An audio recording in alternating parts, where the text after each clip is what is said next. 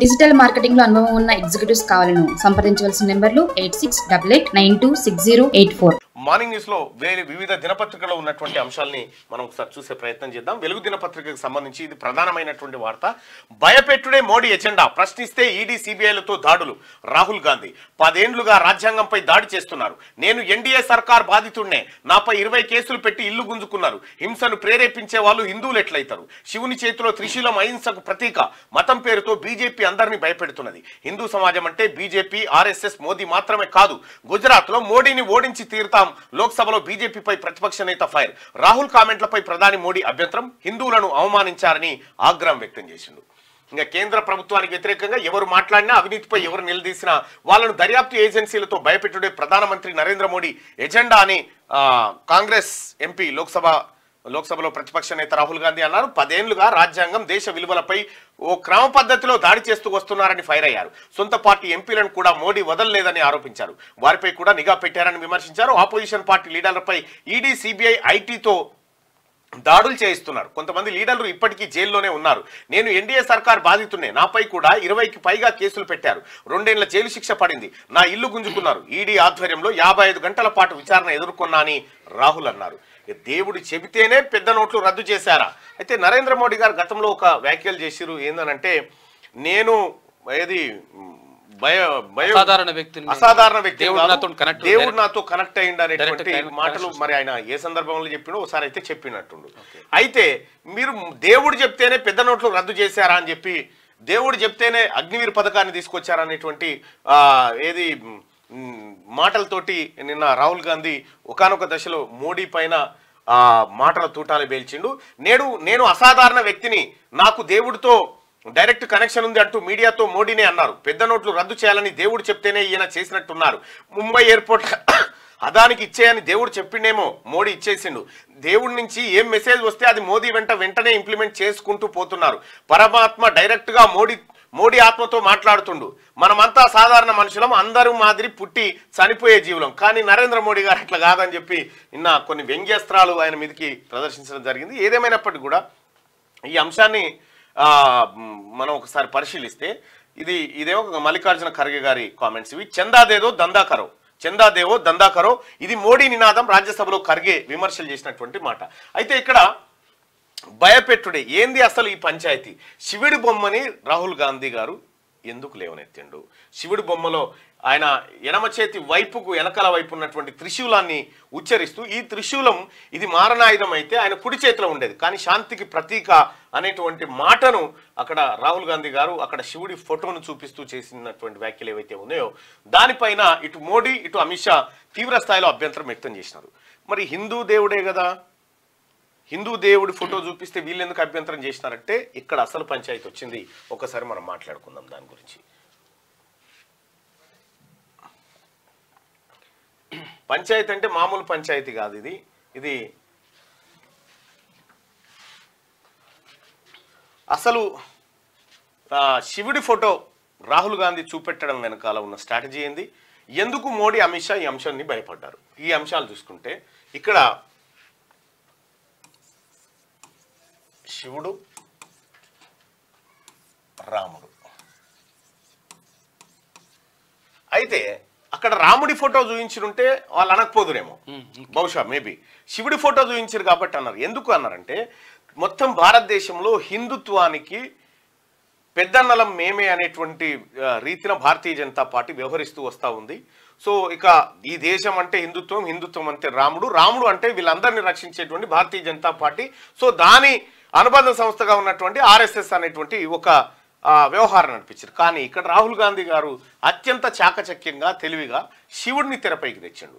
శివుడిని తెరపైకి తేవడం అంటే సరే, ఇక్కడ ఏ వివాదాల్లోకి పోవడం మా ఇంటెన్షన్ కాదు, కానీ ఉన్న విషయాన్ని విశ్లేషించి చెప్పడం మా అంశం. అయితే మీరు ఇక్కడ మనం గమనించాల్సింది ఒకటి ఏంటంటే, అసలు ఈ అంశాన్ని మనం విశ్లేషించకంటే ముందు దశావతారం అనేటువంటి సినిమా, దశావతారం సినిమాలో శైవులు వైష్ణవుల మధ్య ఒక భీకరమైనటువంటి యుద్ధం జరుగుతుంది. మీరు ఆ పాట చూస్తే మీకు అర్థమవుతుంది. రాయిని మాత్రం కంటే రాముడు అది ఓ పాట ఉంటుంది చూడండి. మీరు ఆ పాటను మీరు చూడండి. ఇక్కడ అసలు విషయం ఏంటంటే ఇక్కడ శివునికి సంబంధించినటువంటి వాళ్ళు అడ్డబొట్టు, రాముడికి సంబంధించినటువంటి వాళ్ళు నిలువు బొట్టు, ఇట్లా ఉంటుంది అన్నట్టు. వీళ్ళు వైష్ణవులు, వీళ్ళు శైవులు.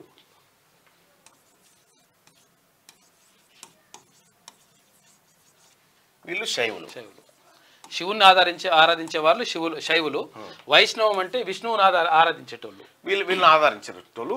వీళ్ళందరినీ కూడా సహజంగా హిందువులు అని చెప్తా ఉంటారు. అయితే ఇక్కడ ఉన్నటువంటి వేరియేషన్ ఏంటంటే, సపోజ్ ఇప్పుడు ఇది ఏం గుడి, శ్రీశైలం కాదు, ఇక్కడ ఉందిగా రావుకేతుల పూజలు చేస్తారు చూడడా, ఇది శ్రీకాళహస్తి. శ్రీకాళహస్తి ఇక్కడ ఇది తిరుపతి, తిరుమల ఇక్కడ వైష్ణవం, ఇది వైష్ణవం. అయితే ఇక్కడ వచ్చిన డిఫరెన్స్ ఏంటంటే ఆర్ఎస్ఎస్ దీన్ని మాత్రమే యాక్సెప్ట్ చేస్తుంది. Okay, RSS. సో రాముడు అనేటువంటి అంశాన్ని తీసుకొచ్చి అది. అయితే ఇక్కడ ఏమైందంటే ఇక్కడ వైష్ణవులు శైవులు ఎవరైతే ఉన్నారో, ఇక్కడ శ్రీకాళహస్తిలో పూజారి ఇక్కడ పూజ చేయడానికి ఒప్పుకోడు, తిరుమలలో పూజ చేస్తున్న పూజారి ఇక్కడ పూజకు ఒప్పుకోడు. ఎందుకంటే వాళ్ళ మధ్యలో ఒక వర్టికల్ డివిజన్ ఉంది, అది కనిపించలే ఇన్ని రోజులు. ఆ అంశం తెరపైకి వచ్చింది. ఇన్ని రోజులు ఈ వర్గాలన్నింటినీ హిందువులుగా ప్రొజెక్ట్ చేస్తూ వస్తున్నటువంటి బీజేపీ ఏదైతే ఉందో దాని మధ్యలో లేదు వీళ్ళ మధ్యలో గ్యాప్ ఉందనేటువంటి అంశం ఫోటో తర్వాత చర్చకు వచ్చింది. ఇప్పుడు ఏమైతుంది, ఇప్పుడు ఎందుకు మోడీ అమిత్ షా గారు ఈ అంశం మీద అభ్యంతరం వ్యక్తం చేస్తూ ఉన్నారంటే, ఒకవేళ వీళ్ళు ఇట్లా డివిజన్ అయిపోతే బీజేపీ వైపు మిగిలేది వీళ్ళు, ఇతరులంతా హిందువుల ఏది అంశం ఏదైతే ఉందో ఇది ఇటువైపు వస్తుంది. అయితే రాహుల్ గాంధీ గారు దాన్ని త్రిశూలాన్ని చూపిస్తూ, అంటే ఏదో కించపరిచినట్టు ఏదో అనలే, కాకపోతే ఏం చెప్పిండంటే ఆయన ఆ త్రిశూలం అనేది శాంతికి ప్రతీక అని చెప్పిండు. ఇక్కడ శైవులు వైష్ణవులు అనేటువంటి అంశం చూపించడం ద్వారా తెరపైకి వచ్చింది. ఈ మోడీ అమిత్ షా అభ్యంతరం ఏంటంటే, ఓహో వర్టికల్ గా వస్తా ఉన్నారు, ఈ కోత ఈ డివిజన్ జరిగేటువంటి అవకాశం ఉంది, తద్వారా మన మూలాలకు దెబ్బొచ్చే అవకాశం ఉంది అనేటువంటి అంశంతో మోడీ అమిత్ షా భయపడుతూ హిందువులను అవమానపరిచారు. అయితే హిందువుల్లో వీళ్ళు కూడా ఉన్నారు, మళ్ళా వీళ్ళు కూడా ఉన్నారు హిందువుల్లో, కానీ హిందువులను అవమానపరిచారనేటువంటి అంశం తెర మీద. హిందుత్వంలో ఉన్నట్టుగానే తర్వాత ఇక్కడ ముస్లింలు కూడా షియాలు, సున్నీలు,